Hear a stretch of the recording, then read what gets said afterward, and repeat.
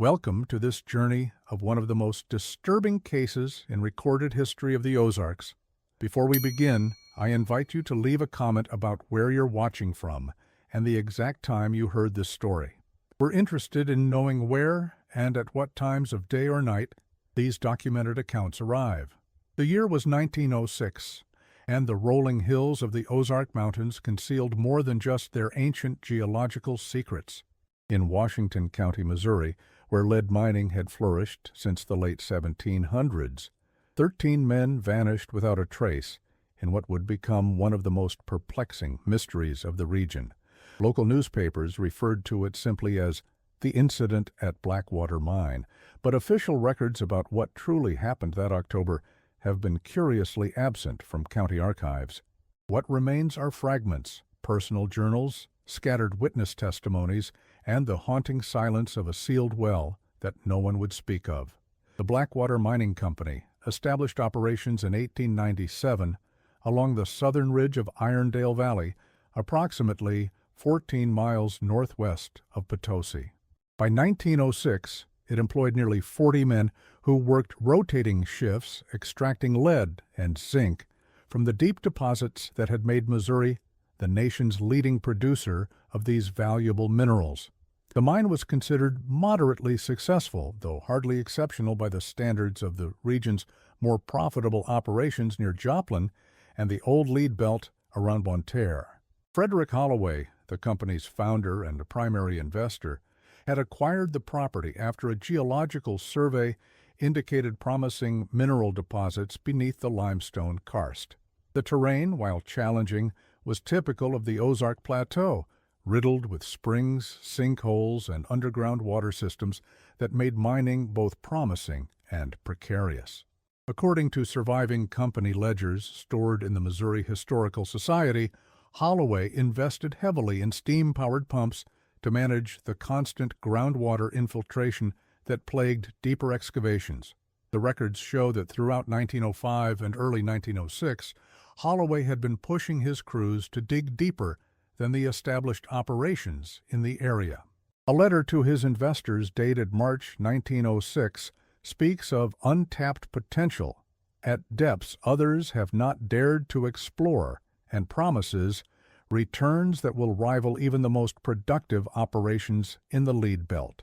This aggressive expansion came despite warnings from his chief engineer, Walter Hammond, whose correspondence repeatedly mentioned concerns about unusual geological formations encountered at the lower levels.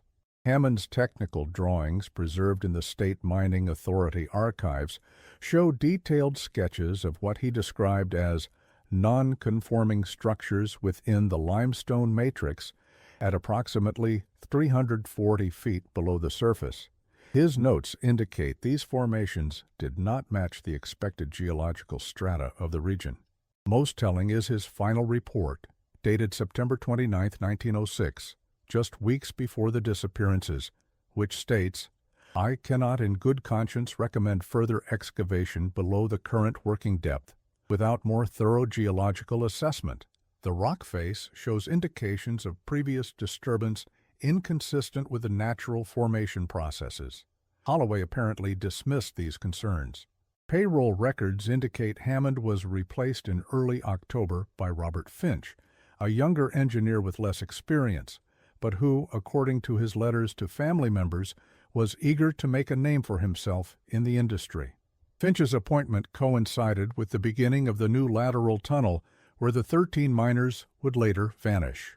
On October 17, 1906, 13 miners descended for the overnight shift. They were last seen entering the main shaft at approximately 7:15 p.m., according to the timekeeper's log. Their names, preserved in the final payroll record, were Thomas Grayson, shift foreman, Martin Whitaker, Samuel Denholm, Edward Phelps, Joseph and William Erickson, brothers, Charles Mason, Frank Cooper, Henry Tillman, James O'Rourke, Daniel Blackwood, Peter Kowalski, and Isaiah Washington. The latter, a 47-year-old former slave, had worked the mines since Reconstruction and was regarded, according to local accounts, as the most experienced man on the crew. The men represented a cross-section of the mining community typical of the period. The Eriksson brothers had emigrated from Sweden 5 years earlier, drawn by stories of opportunity in Missouri's mining region. Denholm was a Scottish mining engineer who had previously worked in the coal fields of Pennsylvania. O'Rourke and Blackwood were local men from Potosi whose families had worked the mines for generations. Mason, Cooper, and Tillman had come from failed farming operations, seeking more reliable income in the mines. Phelps was the youngest at 19, working to save money for medical school according to a letter found among his possessions. Kowalski kept a journal, portions of which were preserved by his widow and later donated to the County Historical Society. His entries from early October reveal growing unease among the crew. Washington says he's never seen rock formations like these in 30 years underground. The new tunnel doesn't sound right when you tap the walls, hollow in places where it shouldn't be. An entry from October 15th reads, "Found strange markings today in the new shaft, not blasting marks or tool marks. Finch says to keep digging, but Washington is troubled.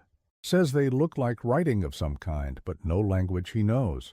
What separates this disappearance from other mining accidents of the era was the complete absence of bodies or any physical evidence of disaster. No explosion was reported, no cave-in documented. The morning shift arrived to find lamps still burning near the entrance and equipment positioned as if work had been in progress. The only anomaly noted in the mine supervisor's report was that the newly excavated lateral tunnel, extending approximately 400 feet from the main shaft, appeared undisturbed by human activity, despite being the planned work site for the overnight crew. Richard Thornton, the day shift foreman who first raised the alarm, provided a detailed account to local authorities. His statement, preserved in county records, describes an eerie scene. The lamps were still burning, which means they hadn't been down there more than 6 hours. The tools were laid out ready for use.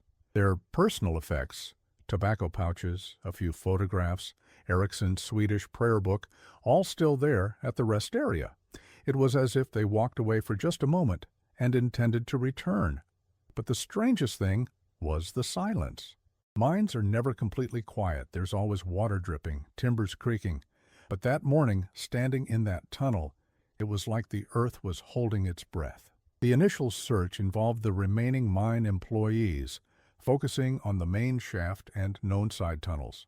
By nightfall, with no sign of the missing crew, Holloway telegraphed the county sheriff's office requesting assistance.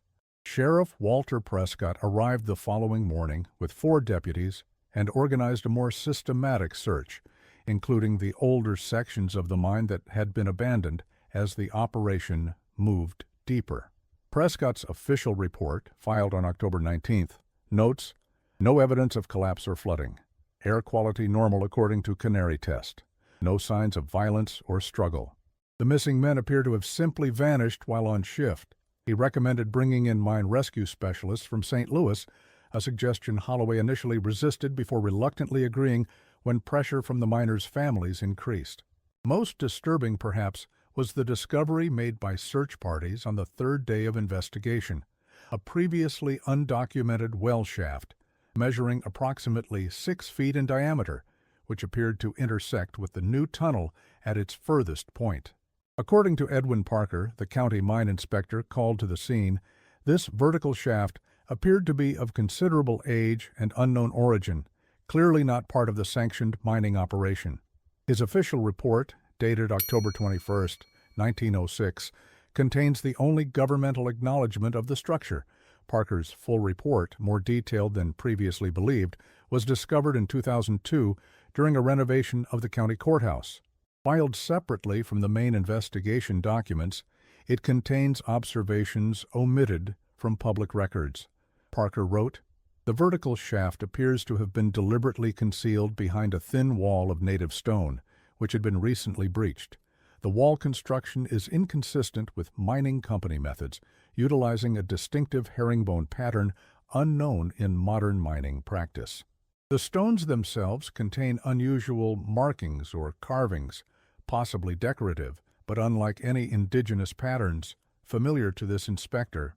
He further noted that the shaft descended beyond the reach of our lights and measuring lines, emitting a peculiar mineral odor unlike anything encountered in my 17 years of inspection service. He recommended further exploration, but was overruled by company officials who expressed concern about structural stability.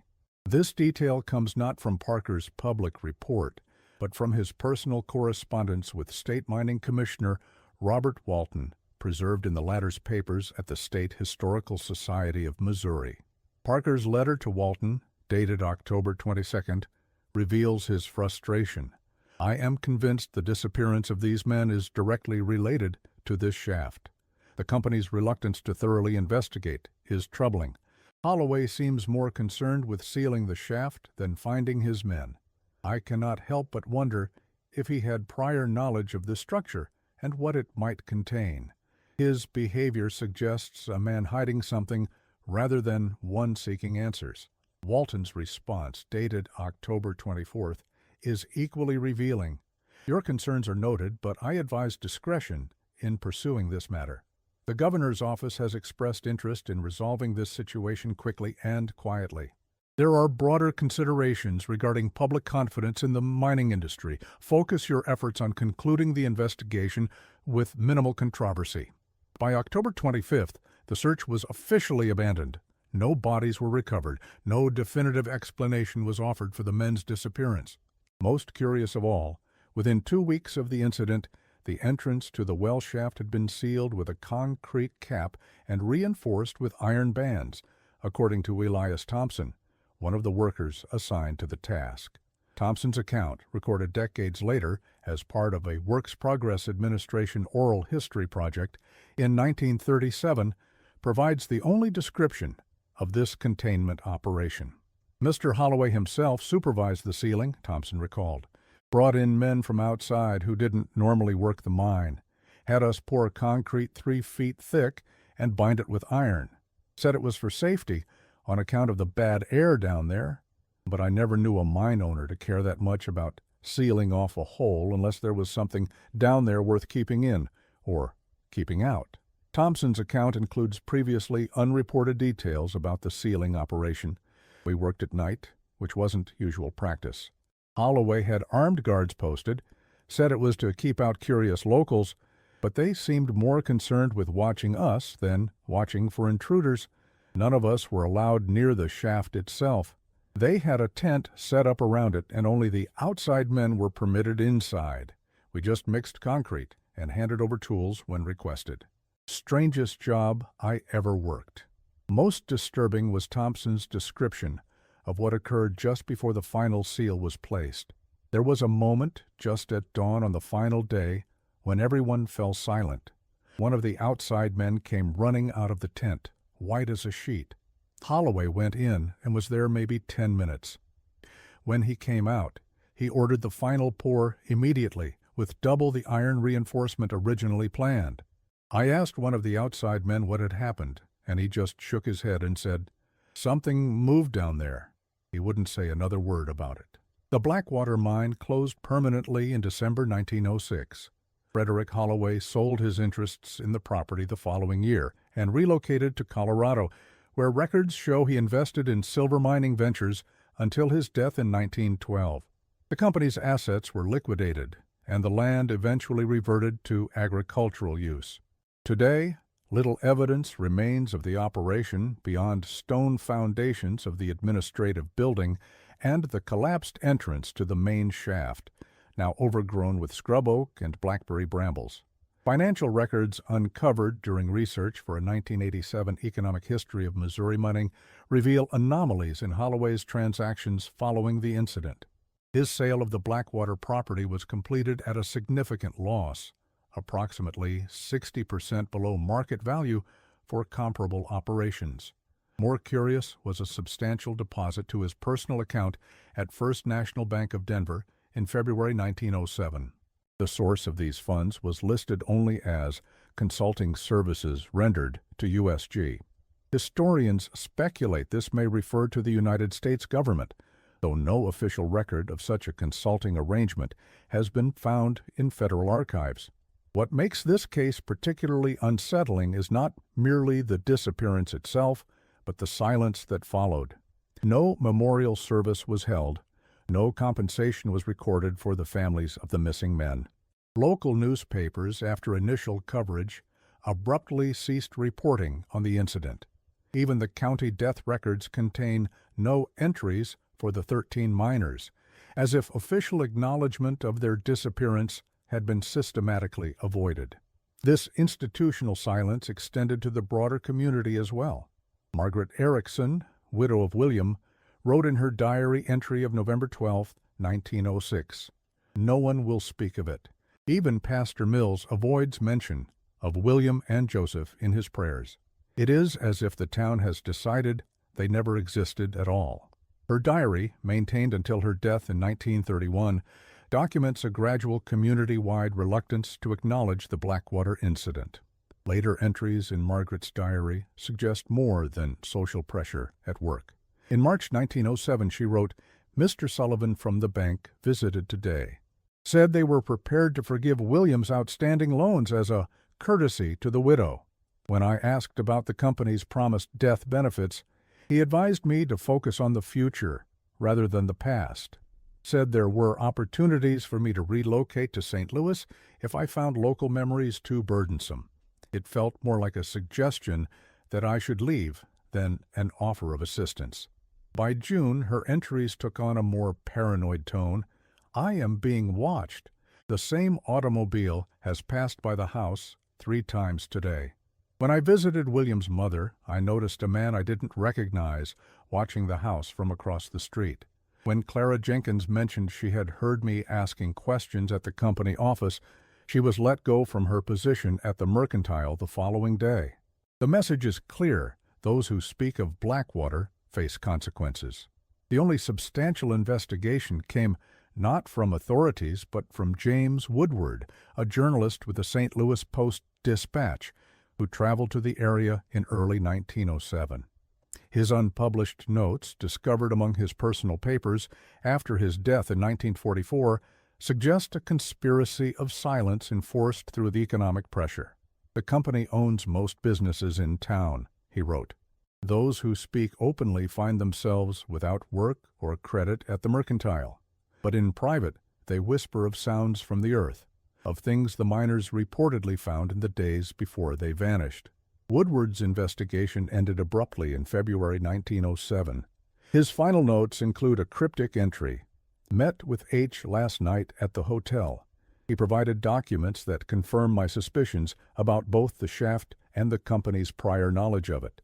Am returning to St. Louis immediately to consult with the editor about publication."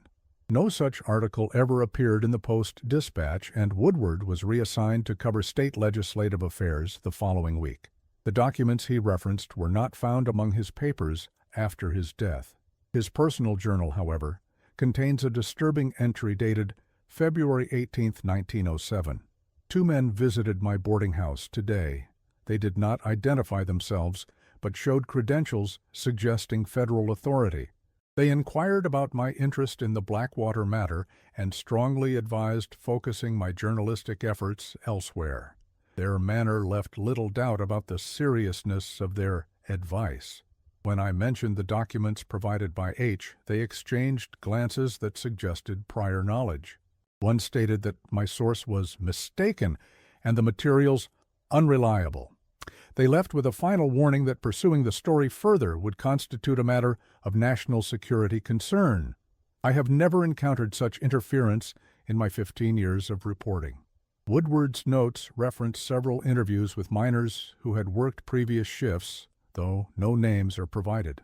According to these anonymous accounts, excavation of the new tunnel had uncovered unusual geological formations, stone circles, and regular patterns in the rock face that resembled writing, approximately 2 days before the disappearance. One informant claimed that Isaiah Washington had expressed concern about continuing the excavation, allegedly stating, "Some doors ain't meant to be opened." The most detailed of these accounts came from a miner identified only as J.M., who had worked the shift immediately preceding the one during which the men vanished. He described finding a perfect circle of black stone embedded in the tunnel face, approximately 3 feet in diameter, with smaller circles around it in what appeared to be a deliberate pattern. When the crew attempted to extract this unusual formation, they discovered it was merely the exposed portion of a much larger structure extending back into the rock. According to J.M., Washington had become visibly disturbed upon seeing this formation and had requested a transfer to another section, which was denied by Finch, the new engineer. What might explain the disappearance of 13 men without trace? Conventional mining disasters of the period typically left evidence, bodies, structural damage, or at minimum, a clear point of catastrophic failure. The complete absence of such evidence points either to an extraordinary natural phenomenon or to deliberate concealment. Neither explanation provides much comfort to the rational mind. Geological records indicate that the Ozark region contains extensive karst systems with underground rivers, caves, and sinkholes formed by the dissolution of soluble rocks. It is conceivable that the miners encountered a previously unknown cavern system with active water flow, what cabbers today call a sumping passage, that could have led to drowning.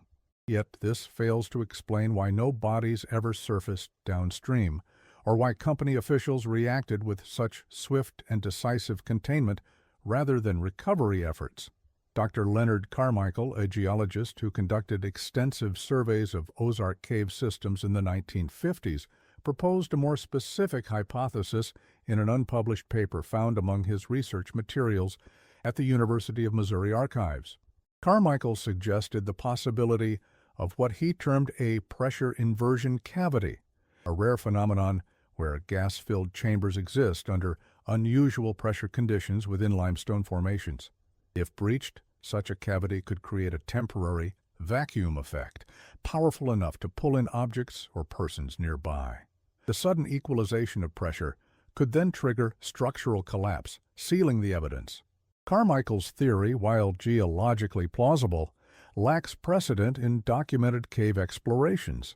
Moreover, it fails to explain the apparent age and constructed nature of the well shaft described in Parker's report. Carmichael himself noted this inconsistency, writing, "The described attributes of the shaft, vertical orientation, circular construction, apparent great age, are inconsistent with a natural pressure formation.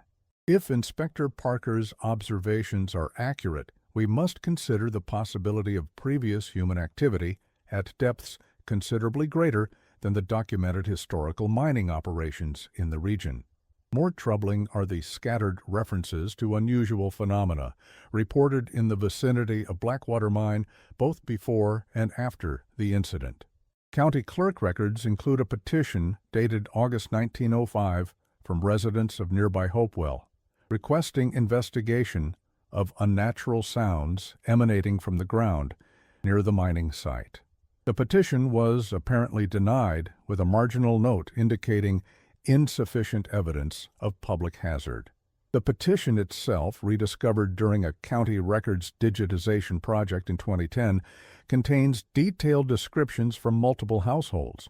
Jonathan Mercer, a farmer whose property bordered the mining company land, reported low rhythmic sounds like distant machinery but with an organic quality, audible primarily at night and seeming to emanate from beneath the ground.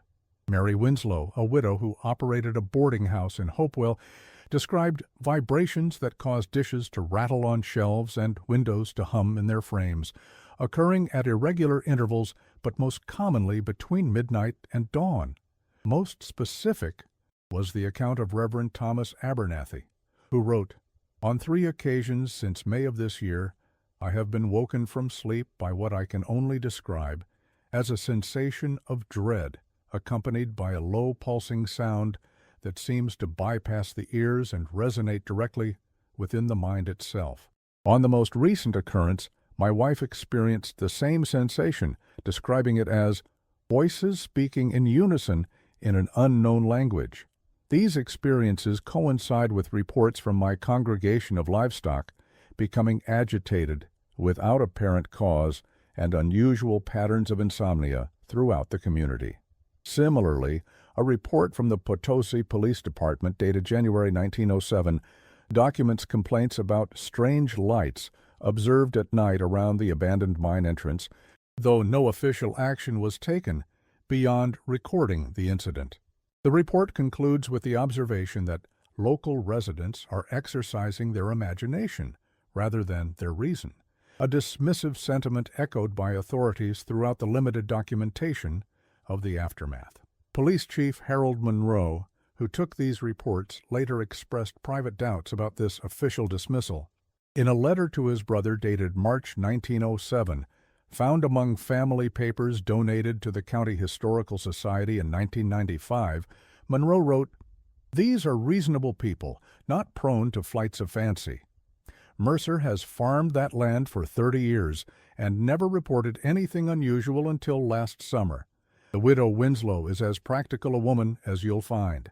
And Abernathy is an educated man, a seminary graduate, not some backwoods preacher seeing devils behind every tree.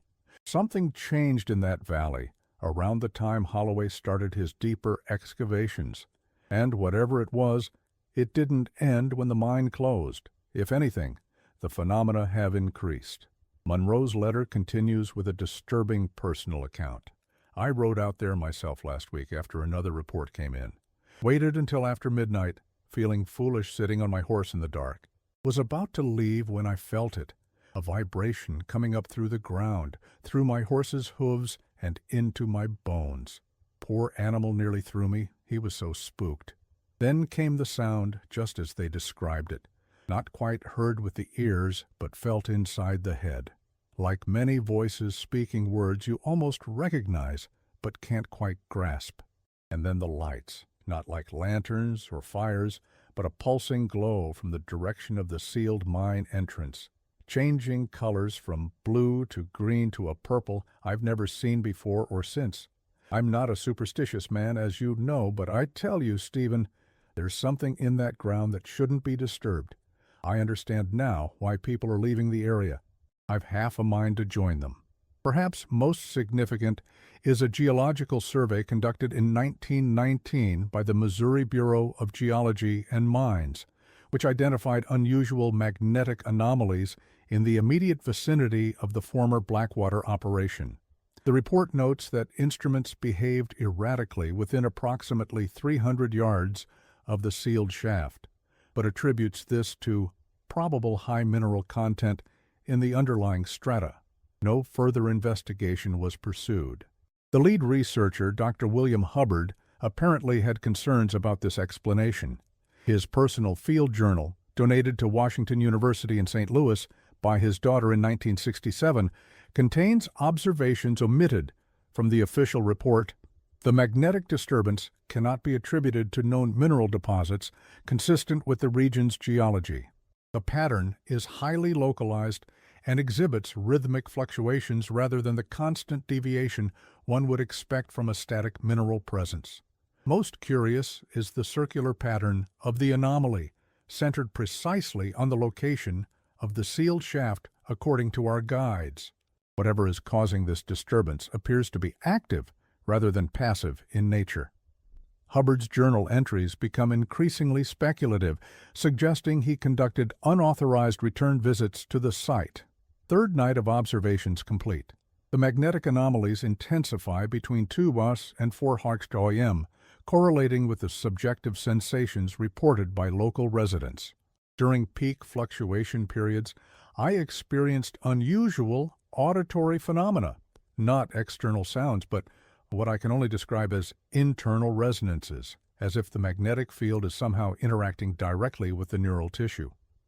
Jenkins refuses to return to the site after last night's experience, says he heard voices speaking his name, though I detected nothing of the sort. Am considering reaching out to colleagues at the Carnegie Institution for more sensitive equipment. His final entry regarding Blackwater, dated August 3, 1919, takes an ominous tone. Was visited today by 2 gentlemen claiming to represent the Department of Interior. They inquired about my interest in the Blackwater site and requested all materials related to my observations there. Their credentials seemed in order, but their knowledge of my unofficial research was troubling. I have shared these findings with no one except Jenkins.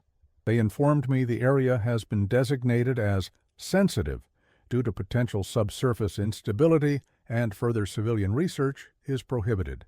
When I inquired about the nature of this instability, they were evasive, but emphasized national security concerns. I have been strongly advised to discontinue my investigations and inform no one of my previous findings. Jenkins is similarly being contacted.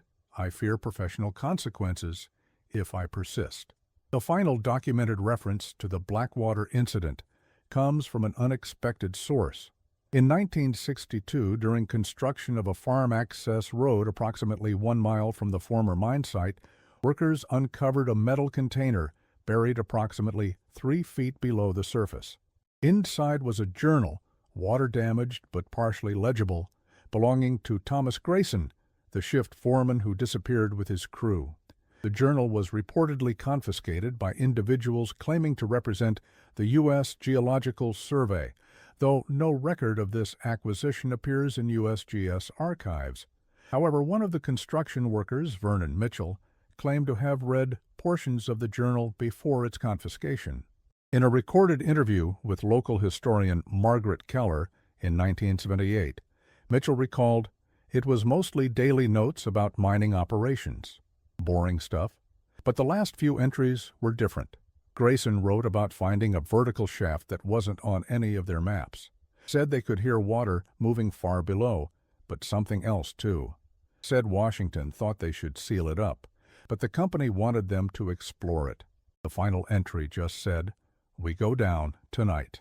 Mitchell's full interview, preserved in the Missouri State Historical Society's oral history collection, contains additional details about what he observed. The journal was a standard miner's logbook, oilskin cover, about 50 pages. Most entries were technical, seam measurements, ore quality, support timber conditions. But around October 10th, the tone changed. Grayson wrote about unusual rock formations that didn't match anything in his experience. On October 14th, he mentioned circular patterns in the stone that appear deliberate rather than natural. On October 15th, he wrote about Washington becoming increasingly agitated, saying the patterns matched stories his grandfather had told about the old ones who lived in the deep places before people came. Mitchell continued, "The most detailed entry was from October 16th, the day before they disappeared. Grayson described breaking through a thin wall of stone and finding the vertical shaft. He wrote, and I remember this exactly because it gave me chills, it is perfectly circular, the walls smooth as glass, descending into darkness beyond our lights. Washington says it's not natural, not made by any mining method he knows. Says his grandfather called such places the breathing holes of those below, and warned they should never be opened. Finch is ecstatic, says this could be a major discovery. Holloway has been informed and is sending special equipment tomorrow night for a proper exploration.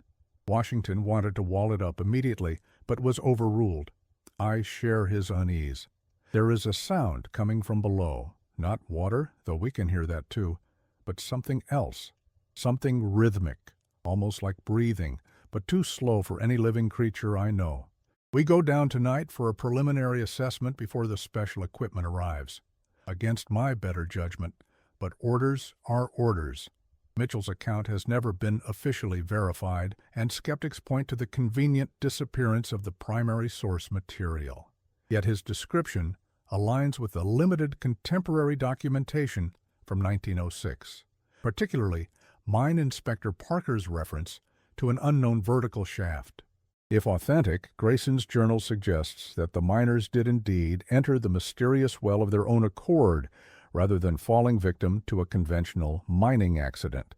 The confiscation of the journal by alleged federal authorities in 1962 fits a pattern of official interest in the site that extends from the immediate aftermath through the mid-20th century. During the Cold War era, the U.S.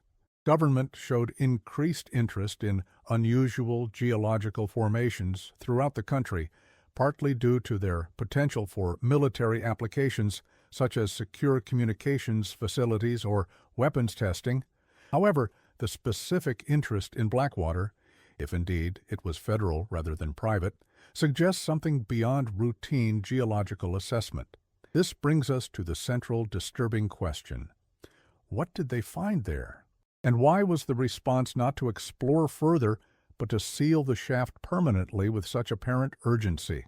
The historical record falls silent on these questions. Frederick Holloway left no personal papers explaining his decisions. County and state officials processed the incident as an unfortunate but not unusual mining accident, tragic, but requiring no special investigation. The families of the missing men gradually dispersed from the area, many relocating to industrial centers like St. Louis and Kansas City, as rural mining operations gave way to more mechanized extraction methods. However, one intriguing document emerged in 1998 during the probate of Robert Finch's granddaughter's estate. Among her possessions was a sealed envelope marked "Property of R. Finch, to be destroyed upon my death." The family attorney, curious about its contents, opened it to find a single page torn from what appeared to be an engineering notebook, dated October 14, 1906, 3 days before the disappearance. The page contained a rough sketch of concentric circles with measurements and notations in Finch's handwriting. The drawing showed what appeared to be a cross-section of a vertical shaft with precise measurements of its diameter, 6 feet, 2.25 inches, and unusual notations about the composition of its walls. Surface unlike any natural or man-made construction previously encountered. Resists standard drilling. Temperature consistently 54.3 degrees, regardless of ambient conditions. Hollow sound when struck, suggesting significant void beyond. Most notable was a small annotation at the bottom of the page. H insists this formation is natural and predates human habitation in region. Evidence suggests otherwise. Clear tool marks visible under magnification. Construction method unknown, but precision exceeds current engineering capabilities. H forbids discussion with crew, but insists on continued excavation. Ethical concerns mounting. The document raises troubling questions about Holloway's prior knowledge of the shaft and his intentions in pursuing its excavation, despite apparent concerns from both Washington and Finch. If the annotation is genuine, it suggests deliberate deception rather than accidental discovery, a planned exploration of something Holloway already knew existed, but concealed from his workers and investors. By 1915, the Blackwater incident had faded from local memory, referenced occasionally as a cautionary tale among older miners, but lacking the visceral impact of disasters that left visible evidence of their toll. In many ways, it is this absence of bodies, of closure, of explanation that makes the case so persistently unsettling. What we know with certainty is this: 13 men entered the Blackwater mine on October 17, 1906. They encountered a previously unknown vertical shaft descending into darkness, and neither they nor any trace of them ever emerged. Within weeks, the shaft was sealed with unusual thoroughness. The official explanation, structural safety, seems inadequate, given the resources dedicated to containment rather than recovery. In the century since, the land has changed hands multiple times. The current owners, the Maddox family, who purchased the property in 1973 for agricultural use, report no unusual occurrences beyond occasional trespassers interested in the mine's history. The concrete seal, according to county surveyor records from 1954, remained intact at that time, though its current condition is unknown as the exact location has been obscured by decades of erosion and vegetation growth. Gerald Maddox, interviewed in 2009 for a local historical project, expressed skepticism about the legends surrounding his property.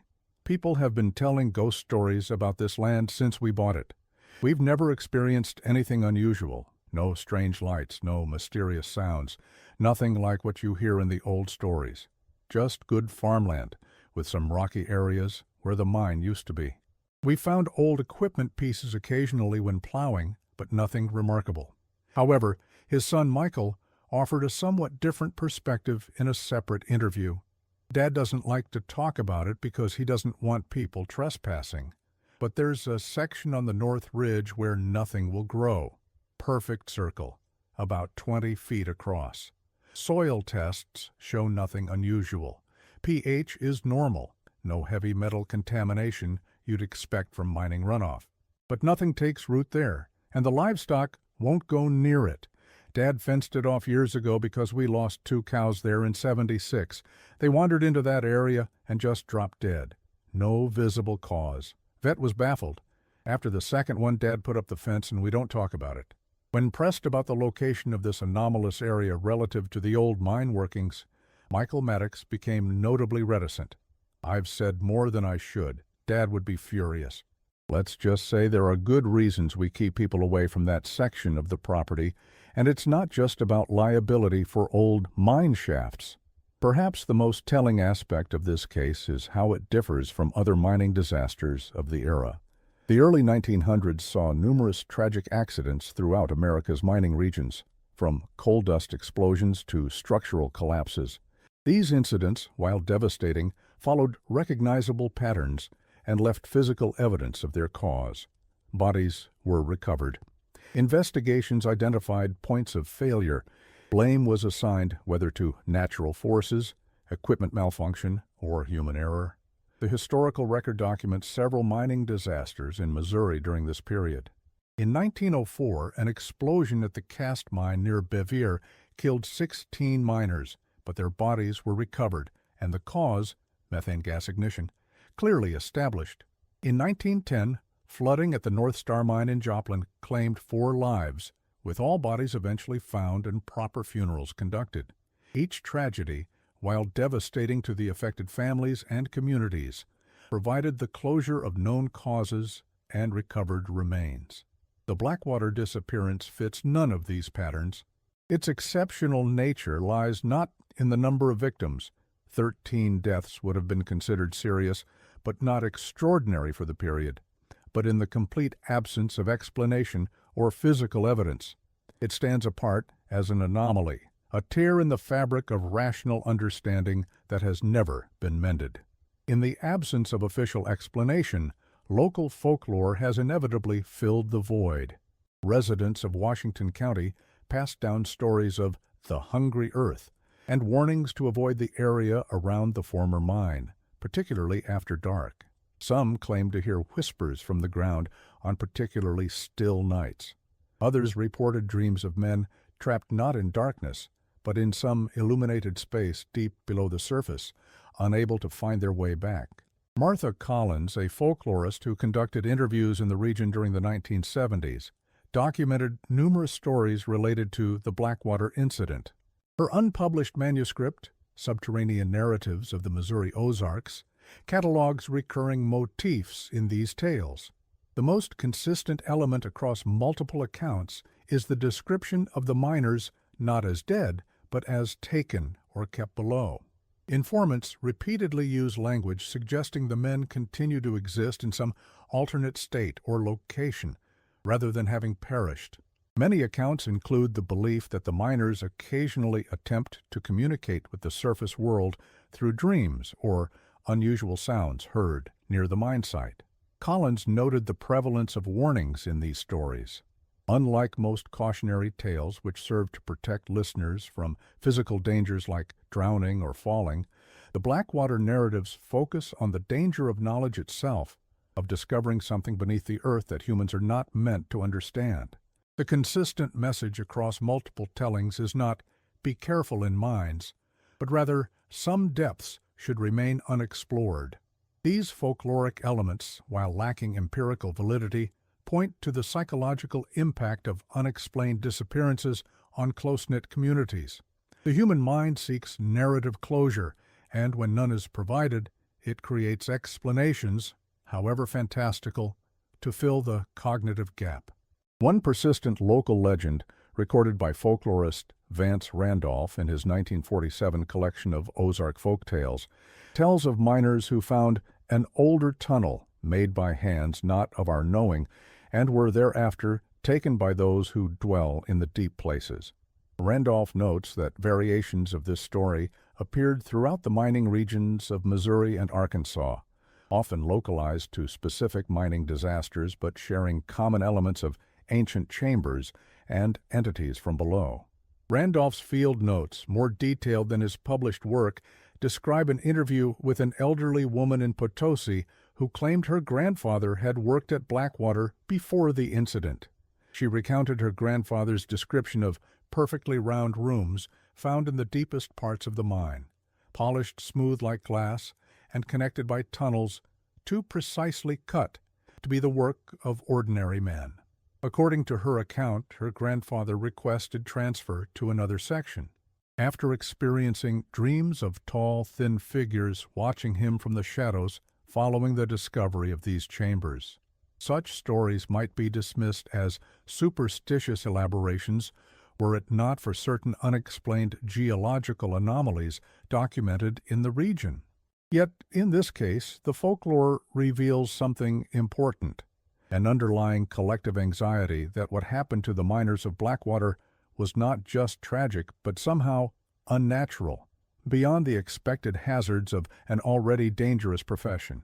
The Ozark Plateau contains numerous caves with archaeological evidence of prehistoric human activity dating back thousands of years.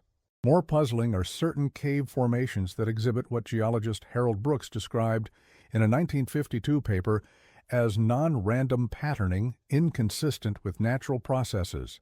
Brooks, who examined several cave systems in Washington and Iron counties, was careful to avoid sensationalistic claims, but noted that some passages appeared to have been modified by tools rather than water flow.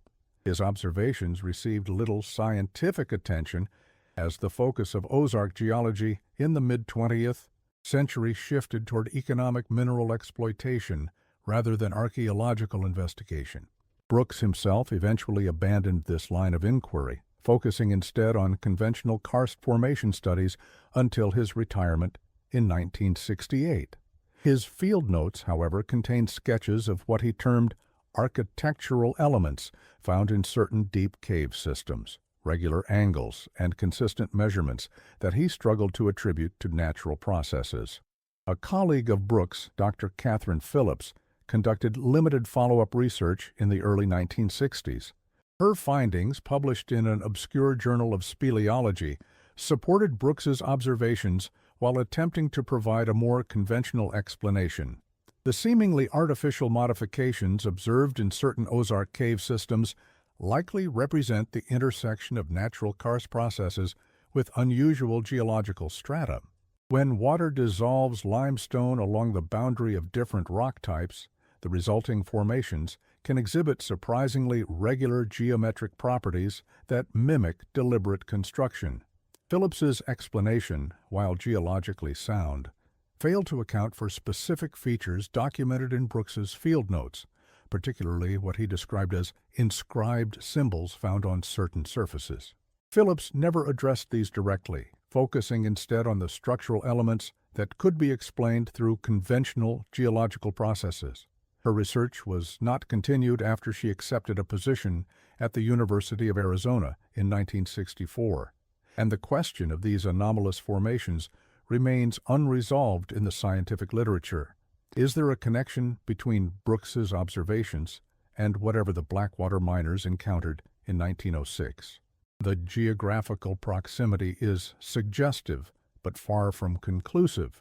What remains troubling is the pattern of official disinterest, the way potentially significant anomalies were noted and then systematically ignored by authorities, creating gaps in the historical record precisely where closer examination seemed warranted.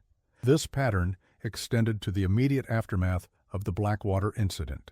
According to Town Council minutes from November 1906, Mayor Richard Dunham requested state assistance for a more thorough investigation, but was denied funding. His subsequent letters to the governor, preserved in the state archives, show increasing frustration with what he termed willful institutional negligence.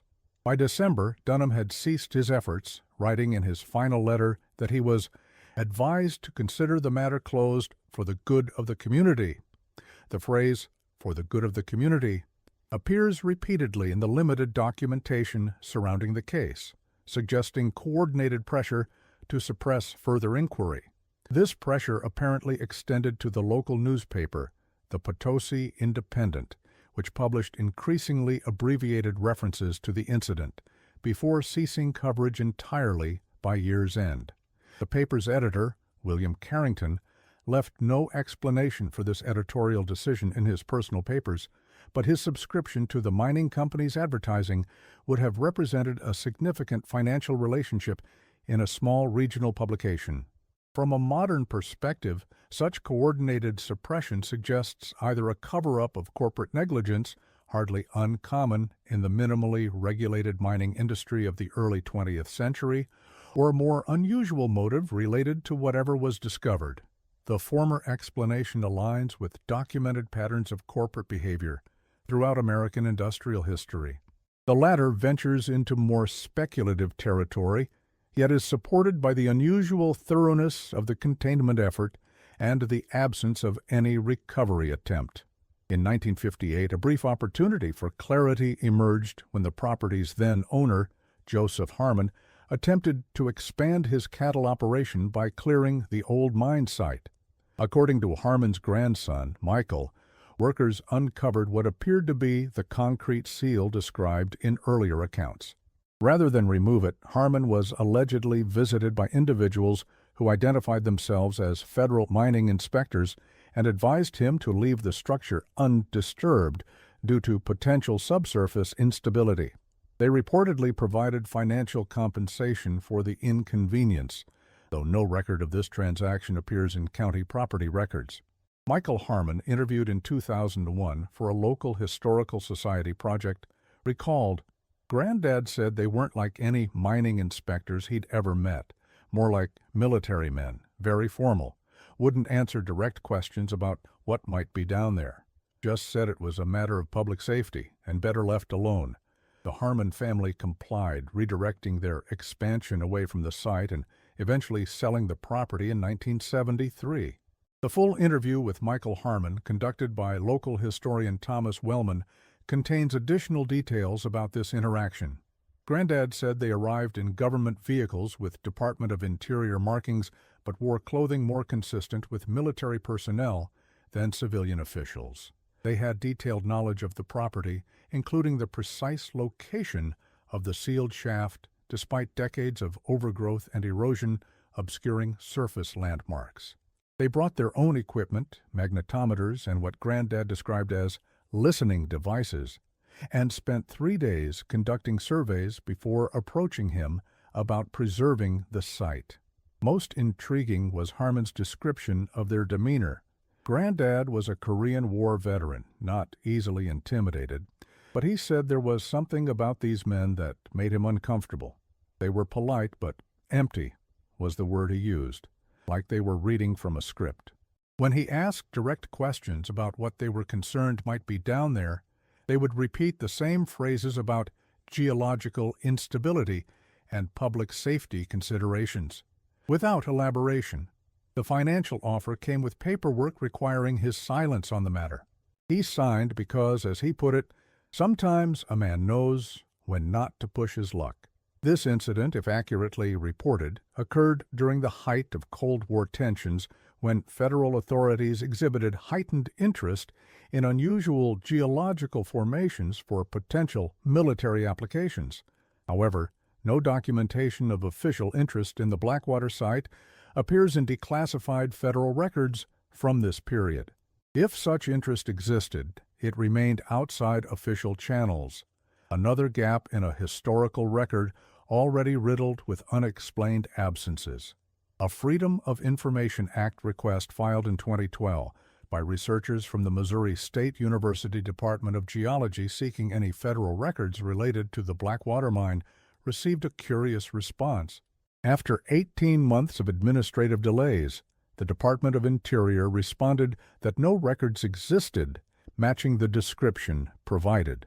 However, the response included an unusual addendum stating that any records potentially matching the description would be exempt from disclosure under FOIA Exemption B-3 in conjunction with 10 U.S.C. 130E concerning unclassified controlled nuclear information. This exemption typically applies to information related to nuclear facilities or materials, an unexpected connection to an abandoned lead mine in rural Missouri. When researchers appealed this determination, arguing that the site had no known connection to nuclear materials or testing, they received a final response reclassifying their request as not reasonably described and closing the matter. Further attempts to clarify or narrow the request were unsuccessful. The story of the 13 missing miners of Blackwater remains fundamentally unresolved. We know they disappeared. We know a previously unknown shaft was discovered and subsequently sealed with unusual thoroughness. We know that official investigation was minimal and quickly abandoned. Beyond these facts lies only speculation, folklore, and the troubling pattern of institutional silence that has preserved the mystery for over a century. Perhaps the most disquieting aspect of this case is not what it reveals, but what it suggests about what remains hidden, not just beneath the Ozarks soil, but in the selective preservation of historical records. How many other anomalies have been noted, contained, and deliberately forgotten? How many other disappearances have been simplified into conventional explanations, with contradictory evidence quietly removed from public view? In a broader sense, the Blackwater incident represents a particular kind of historical mystery, one where the absence of information becomes its most defining feature. Unlike mysteries that tantalize with partial clues or contradictory accounts, this case is characterized by systematic removal of evidence, coordinated institutional silence, and the persistent recurrence of official interest without public explanation. This pattern suggests something beyond ordinary corporate malfeasance or governmental incompetence. The thoroughness with which the Blackwater incident was contained and subsequently removed from public consciousness implies a perceived necessity, a judgment that whatever lay at the bottom of that vertical shaft represented something that could not be integrated into the accepted narrative of early 20th century America. The historian William Urban, in his 2004 analysis of gaps in American industrial history, offers perhaps the most measured assessment. The Blackwater disappearances represent a particular category of historical anomaly where the very absence of expected documentation becomes the primary evidence. When 13 men vanish and the institutional response is not intensified investigation but accelerated closure and containment, we must consider motivations beyond simple negligence or corporate liability concerns. Something was deemed dangerous enough to warrant not merely physical containment, but informational quarantine as well. The seal placed over the Blackwater well in 1906 was a physical manifestation of a broader pattern, the human tendency to contain and conceal that which we cannot explain or control. Whether the miners encountered a natural geological phenomenon, evidence of previous human activity of unexpected origin, or something that defies conventional categorization entirely, the response was the same: containment rather than investigation, silence rather than discourse. Today, the former Blackwater mine site remains private property, unmarkable except to those familiar with its history. The forest has reclaimed what human industry briefly carved away. Seasons pass, generations turn, and the 13 men who descended into darkness in October 1906 exist now primarily as an unsettling footnote in regional history, remembered not for who they were in life, but for the manner of their disappearance and the questions it continues to raise. In the words of Isaiah Washington, the experienced miner who reportedly expressed concern before the fatal descent, "Some doors ain't meant to be opened." Perhaps he was right.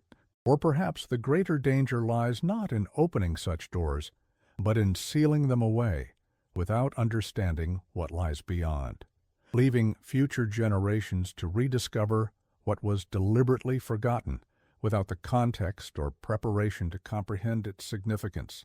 The well remains sealed, the men remain missing. And somewhere in the silence between these two facts lies a truth that has eluded seekers for more than a century, a truth that perhaps speaks more about our relationship with the unknown than about any specific mystery buried beneath the ancient hills of the Ozarks. For those who continue to research this case, a pattern emerges that extends beyond the specific events of 1906. The Blackwater incident represents just one node in a network of similar anomalies throughout the region's history, moments where something was glimpsed or encountered that did not align with the expected order of things, followed by institutional silence and physical containment. Perhaps the final word belongs to Dr. William Hammond, whose analysis of Ozark geological anomalies, published shortly before his death in 2018, offers this somber reflection. The earth beneath our feet holds more than just the geological record of our planet's evolution. It contains the physical evidence of our human journey, our triumphs and our failures, our discoveries and our retreats. But there may be other records there as well, other journeys we have yet to fully comprehend.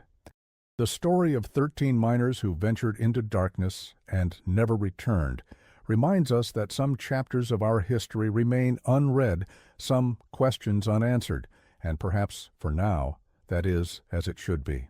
The well remains sealed, but the questions it contains continue to resonate, echoing through time like the mysterious sounds once reported emanating from the depths of the Ozark Hills. A reminder that beneath the surface of our ordered understanding lie depths we have only begun to plumb.